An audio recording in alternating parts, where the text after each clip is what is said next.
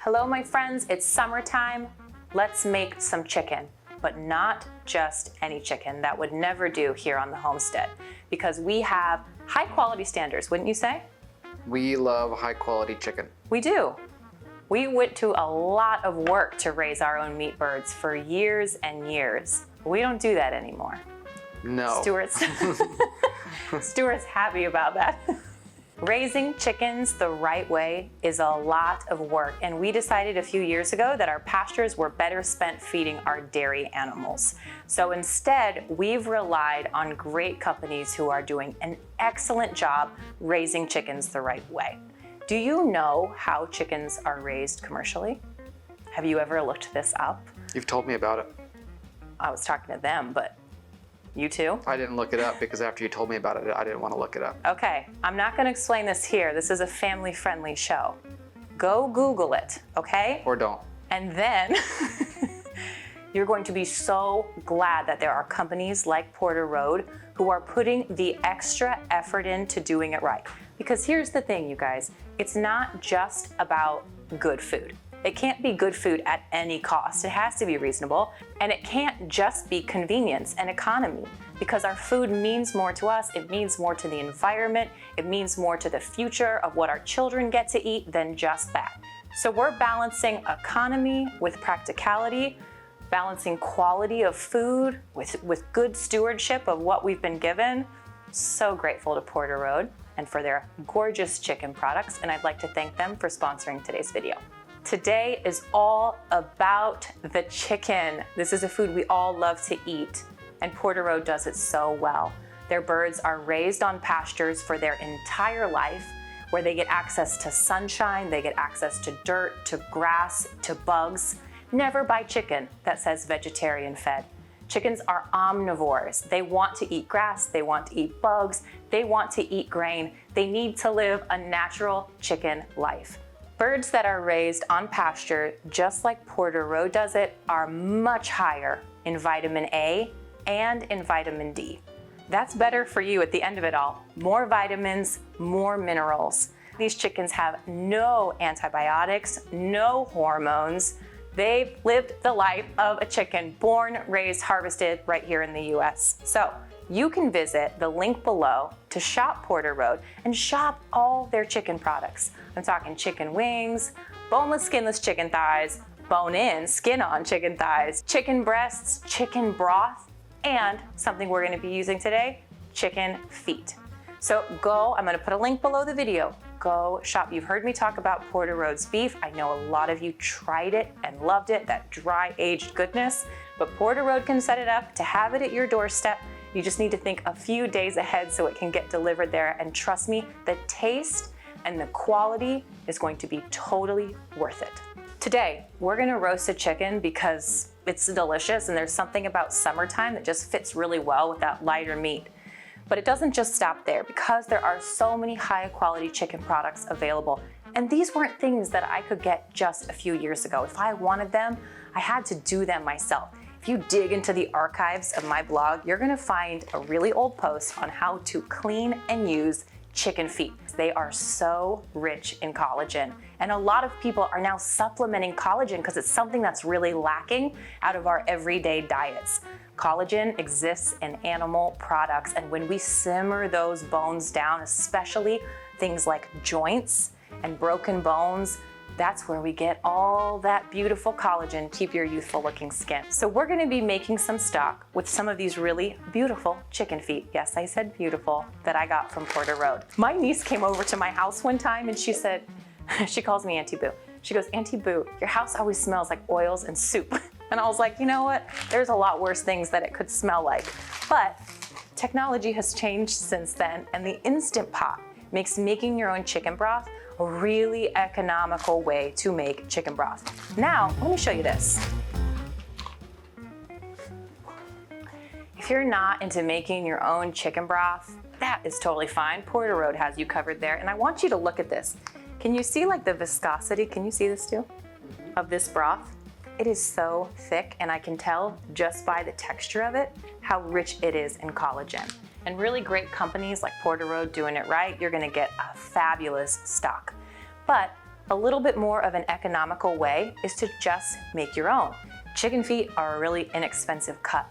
Here at the Homestead, we're all about the home economy, that balance of economy and quality of food. And so we need to learn how to use all the pieces of the animal because that plays into the home economy of us making use of what we've got for the very best food that we can have. So here we have some already cleaned, ready to go chicken feet. A product that would otherwise not be used can actually be used for our health benefit. This is so good for your digestion. It nourishes you, it lubricates your joints, it's good for your skin, good for your hair, good for your nails, all from a chicken foot. I love that they clean the feet for you because it just saves me a lot of time.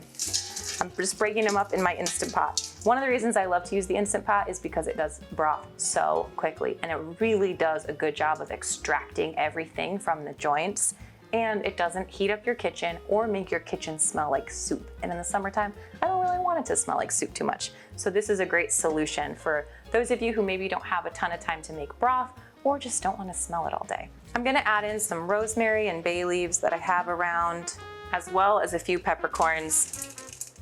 Little bit of seasoning. I'll probably add a little onion in there, but I'm not finished with this yet because I have this really great whole chicken. Now let's go over to that and talk about the home economy. When I was newly married, the very first thing that I learned to cook from scratch was a whole chicken. And I thought that I was just the cat's meow, didn't I, honey? Mm-hmm. You were the cat's meow. Do people say that? No? You were the bee's knees. That was the bee's knees. But I felt so cool when I learned how to cook a whole chicken. I'd only ever known chicken tenders or chicken breasts or chicken thighs. Why would I care about learning to cook a whole chicken? It's because of the home economy.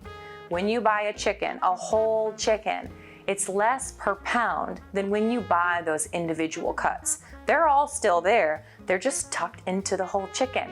But once you know how to use the whole chicken, you can make this stretch a long way and get a lot of bang for your buck. So, each chicken has 2 chicken wings, 2 chicken breasts, 2 chicken thighs, and 2 drumsticks, okay? Now I am going to spatchcock this chicken because that is a way that I love to cook it on the grill. But in order to do that, I have to cut out the backbone. Now that backbone is full of minerals and vitamins and collagen, wonderful things that we can contribute to our stock. So I'm gonna actually show you how to spatchcock this chicken, how to take that backbone out, and then we'll add it to our broth and get that going. The way I love to take this, so see this little tail here? This is your backbone, right along here. So grab a sharp knife, choose one of the sides of the tail, get it in there, and just start cutting up. Hear those little bones cracking? Totally normal, and it's gonna be great for our stock.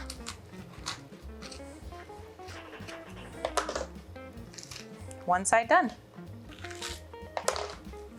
Turn your chicken around and come down the spine on the other side.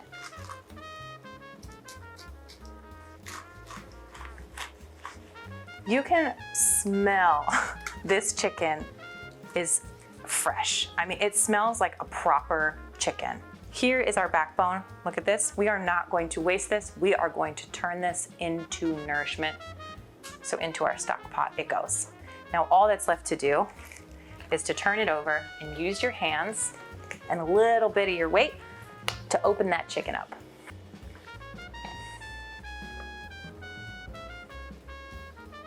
By the way, if you don't want to spatchcock your own chicken, Porter Road will do that for you too, which I happen to have one as well.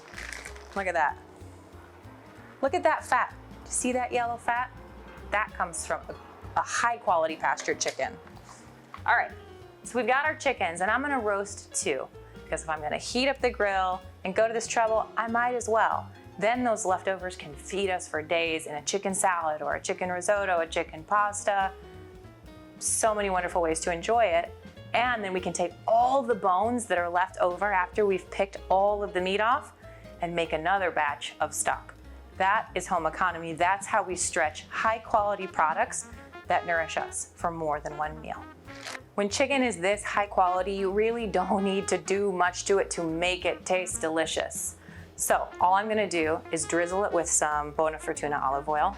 This is their Forte blend, which is my very favorite. Look at the color of that too. We got good food going on. All right, and a really good salt.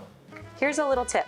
After you salt your chicken, give it like an hour at room temperature before you cook it. Even if you're just roasting it in the oven, just give it a little bit of time for that salt to penetrate in through the meat, and it's going to add so much flavor into your chicken, just that little bit of time.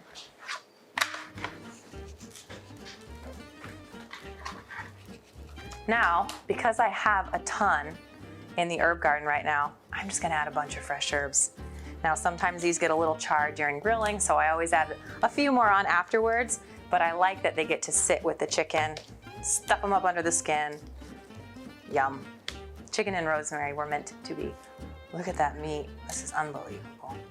Did you know that until recently, poultry like this was the food of the very, very wealthy? Chicken was the food of the wealthy? Yes. Huh. Chicken was like the king's food. Because I think of it as like cucina povera. No. This was expensive. Poultry is expensive, and you get a small amount, right?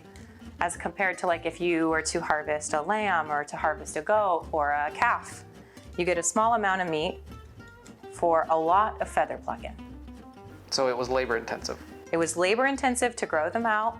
And you know, now there are breeds that grow really quickly, but on the homestead, let's say, if you were growing chickens, if you weren't gonna import them, you'd need a hen to hatch her own chicks, right? And so they would just grow a lot slower. They would take weeks and weeks and weeks and weeks to harvest, and then you'd get, you know, this much meat. So it made more sense to use them as like egg production. Made sense to use it as egg production, maybe kill your old hens, maybe kill your extra roosters. But like the meat chicken as we know it now is not an old animal. It's a new thing. Old hen, old cockerel, absolutely. But it was more like culling to manage your egg flock as opposed to raising specifically for meat purposes. Interesting. Yeah.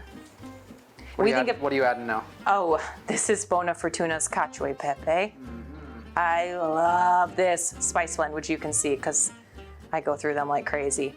Just a little bit, has a little bit of garlic, a little bit of parsley, a little bit of pepper and salt. It's just really yummy.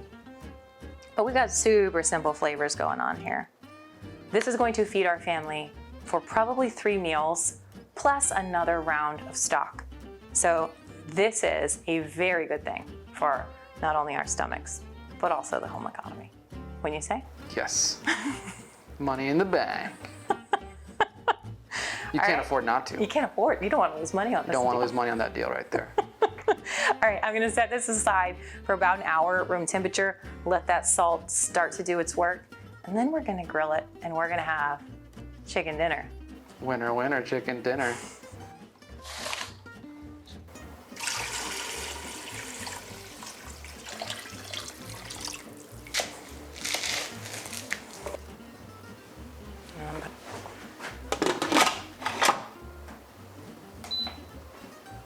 All right, our chicken is almost ready to be cooked now. The grill's warming up. So we're gonna head out to the garden and grab a cabbage because I'm going to turn this chicken into one of my very, very favorite dinners, which is miso chicken salad.